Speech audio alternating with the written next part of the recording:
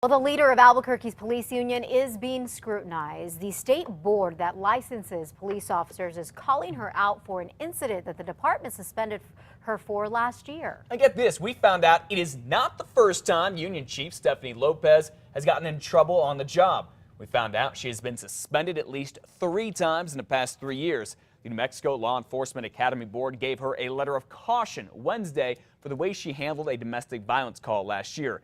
Lopez stayed at the scene after learning it involved her friend and fellow officer, Chris Cordova here. He was accused of choking his girlfriend. News 13 has also learned Ms. Lopez was also trying to talk the woman out of pressing charges against Cordova. ABD suspended her for 2 weeks there. Now, before that, Lopez was suspended for not reporting when she got into a car crash and taking a reporter's camera in a trespassing case, but never tagging it into evidence. When the reporter got the camera back, it was missing video of the confrontation. Ms. Lopez and APD all refuse to talk about that. Well, a former APD officer who was fired after video showed him kicking a suspected car thief has now lost his law enforcement certification. On Wednesday, the State Law Enforcement Academy Board voted to revoke John Doyle's license. Surveillance video shows Doyle here kicking Nicholas Bloom in a parking garage back in 2011. Both Doyle and the other officer who was holding Bloom down, Robert Woollever, were fired. Doyle says he was trying to kick Bloom's arm out from under him to make sure he didn't have a weapon, and a couple of the kicks landed on Bloom's head. The officers filed a federal lawsuit this week against the Albuquerque Police Officers Union.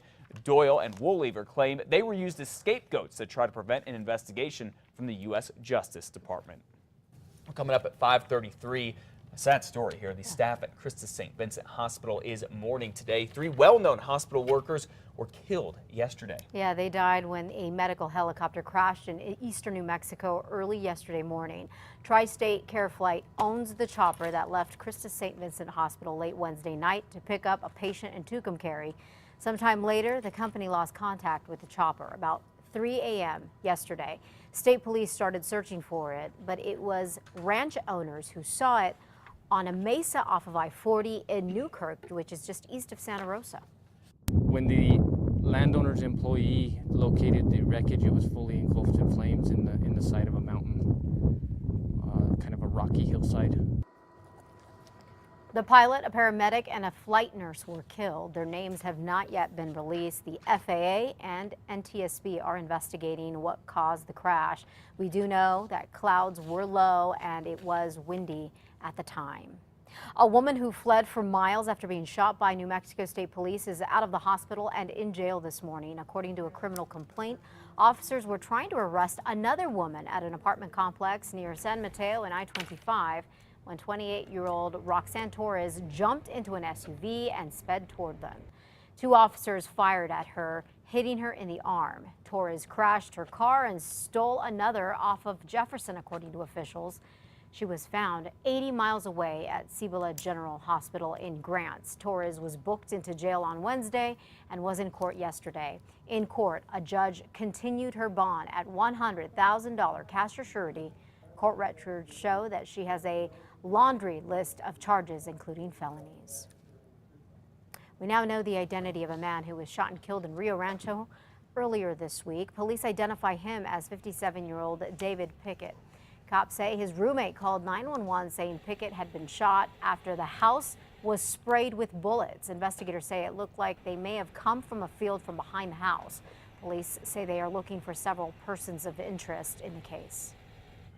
Well, a judge is allowing a softball coach from Carlsbad who is accused of molesting a young female player to go out of state to see that team play. And some people we talked to aren't too happy about the judge's decision. Girls youth softball coach 50-year-old John Aragon was arrested last weekend, accused of inappropriately touching one of his players. Aragon bonded out of jail. His release order states that he cannot leave the city of Carlsbad, but a magistrate judge ruled Aragon can go to watch the team compete in a national tournament in Missouri. Most people would never be allowed to leave the state of New Mexico when they're out on a bond. Okay, the judge was allowing Aragon the right to go to Missouri to watch the national tournament because his own daughter is on the team. A New Mexico mother is facing a horrific hate crime charge against her own daughter. Doña Ana County deputies arrested 40-year-old Magdo Haro Tuesday. According to the Las Cruces Sun News, deputies say she physically and sexually abused her daughter for being gay. The details here are disturbing. The victim claims her mom coerced her into performing lewd acts on herself so that she would know what it was like to have sex with a woman, according to the article. Hado is charged with criminal sexual penetration and child abuse. All right, time right now, 5:36.